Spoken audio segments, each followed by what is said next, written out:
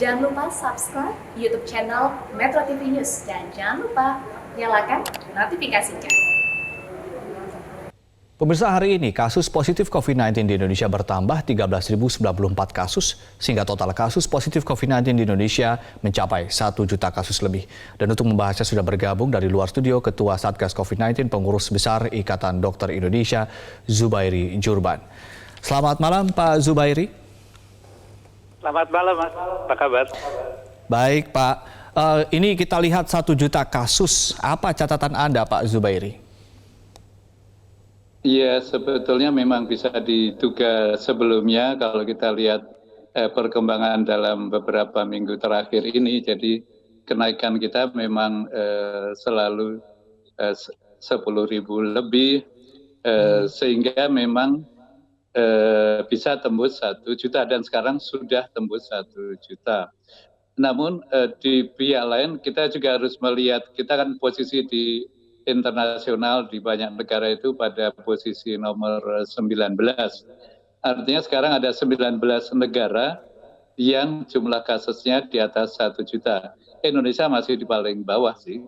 Jadi kalau dibanding misalnya dengan Meksiko atau Brazil atau India ataupun Perancis, Inggris, Jerman maupun Amerika, kita masih jauh di bawah. Itu artinya tidak perlu terlalu panik, namun memang antisipasi mengenai jumlah rumah sakit COVID, bed COVID, ICU-nya, ventilatornya, dan nakesnya, dan APD, obatnya, reagensia itu memang harus diantisipasi setiap kali. Jadi artinya 2 minggu lagi kita bakal seperti ini lagi. Iya, sama. Kita akan mengalami makin penuh lagi, sehingga harus mencari jalan keluar dengan menambah lagi, dan itu sementara vaksinnya belum banyak efeknya masih akan terus terjadi.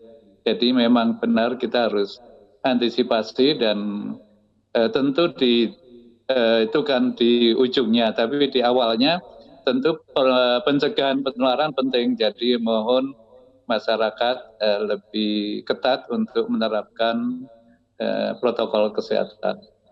Baik, Pak Zubairi, selain angka-angka tadi yang Anda katakan tadi bahwa sudah 1 juta kasus lebih, lalu kemudian juga kapasitas rumah sakit juga sudah hampir penuh, tapi apa yang kemudian jadi persepsi masyarakat saat ini juga ternyata COVID sudah begitu dekat di lingkungan kita masing-masing. Apa sebetulnya strategi khusus yang berbeda yang harusnya ada dan segera dilaksanakan? Nanti kita akan ulas usai jeda, dan pemirsa tetaplah bersama kami, Prime Time News segera kembali.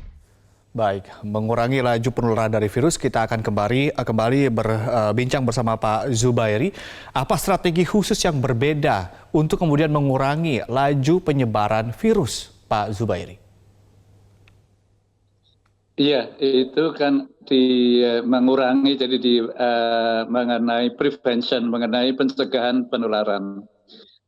Dan laju penularan ini juga mudah dibaca sebetulnya kalau kita melihat secara harian dilaporkan mengenai persentase kasus yang positif 2 minggu terakhir yang ternyata memang cukup tinggi, di atas 25%.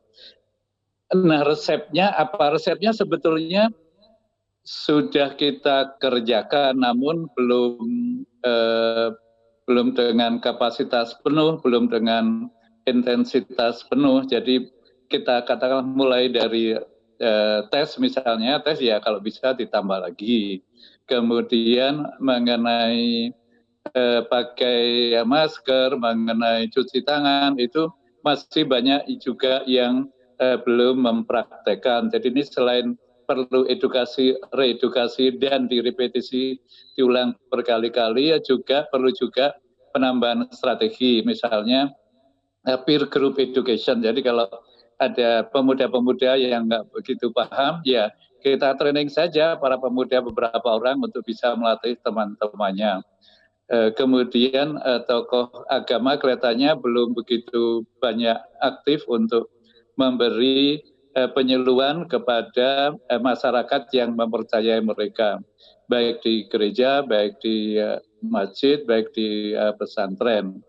Ya, apalagi ya, kemudian yang juga akhir-akhir ini kan masih banyak tambahan di klaster keluarga. Yang disebut apa yang disebut keluarga. Jadi kadang-kadang kita tidak begitu paham. Jadi kalaupun ada anak saya maupun cucu saya, tetapi selama mereka tinggalnya tidak serumah dengan saya, juga berlaku untuk Anda semua, itu harus diperlakukan sama dengan orang lain, dengan Pak RT kalau datang ke rumah, ataupun orang lain yang tidak kita kenal. Artinya mereka potensial untuk menularkan ke kita, atau sebaliknya, mereka bisa kita tularkan karena kita bisa saja orang yang tanpa gejala. Jadi kalau anak saya ke rumah, dalam waktu setahun ini hanya 2 kali ke rumah, itu pun saya terimanya di halaman, tidak boleh masuk, kemudian pakai masker, kemudian tidak ada acara makan minum, dan 3/4 jam kemudian ya silakan pulang, dan ya kita kontak lagi melalui telecall. Jadi beberapa konsep-konsep seperti itu saya kira perlu dipertegas, dan juga akan perlu pendisiplinan masyarakat. Nah, pendisiplinan masyarakat itu banyak caranya, tidak hanya dengan hukuman, dengan denda, namun juga dengan sekali lagi dengan edukasi. Kalau perlu edukasi kelompok kecil, kalau enggak ya edukasi 4 mata dengan konseling. Iya, masalahnya kesadaran memang sangat rendah untuk contoh yang kemudian Anda berikan tadi ya. Terakhir Pak Zubairi, saya ingin mengutip salah satu saran dari Ikatan Ahli Kesehatan Masyarakat Indonesia, Hermawan Saputra, yang kemudian kita tidak bisa mengandalkan PPKM dan juga vaksin katanya. Namun alternatif yang sekarang bisa dilakukan adalah fokus penanganan di hulu dengan pendekatan hankam rata, kalau istilahnya di tingkat komunitas. Bagaimana menurut Anda? Di situ kan ada Babinsa, ada Puskesmas, ada tenaga kesehatan di level lingkungan terkecil. Apa yang selama ini kurang dan apa yang harus diperbaiki jika memang ini menjadi strategi yang kemudian jitu ke depannya?